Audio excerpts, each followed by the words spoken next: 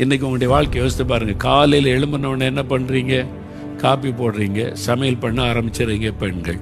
ஆண்கள் காலையில் எழும்பினோடனே செல்ஃபோன் தான் தட்டுறது. மெசேஜ் வந்திருக்கா, வாட்ஸ்அப் வந்திருக்கா. காலையில் எழும்பி பைபிள் வாசித்து ஜெபிக்காமல் வாட்ஸ்அப் பார்த்தேன், செல்ஃபோன் பார்த்தேன்னீங்க. இனி நீங்கள் துணிகரமாக இந்த பாவத்தை செய்யாத. காலையில் எழும்பினா முதல்ல ஆண்டவருடைய முகத்தை பார்க்கணும், ஆண்டவருடைய வசனத்தை வாசித்து தியானிக்கணும். இதெல்லாம் நம்ம தெரிந்திருந்தும் துணிகரமாக நம்ம பாவம் செய்து நிர்விசாரமாக இருந்தால் எப்படி வருகையில் காணப்பட முடியும்? தயவு செய்து நீங்கள் அறிந்து கொள்ளுங்க. அதனால நம்ம இதெல்லாம் விட்டு மனம் திரும்பி இயேசுவை போல ஜெபிக்க அர்ப்பணித்துக் கொள்ளுங்க. இயேசுவை போல ஜெபம் பண்ணுங்க. அதிகாலை எழும்பி ஜெபம் பண்ணுங்க. வனாந்தரத்தில் இருட்டோடே, வசனத்தை வாசித்த இருட்டோடே, சூரியன் வர்றதுக்கு முன்னால அவர் போய் ஜெபிக்கிறார்.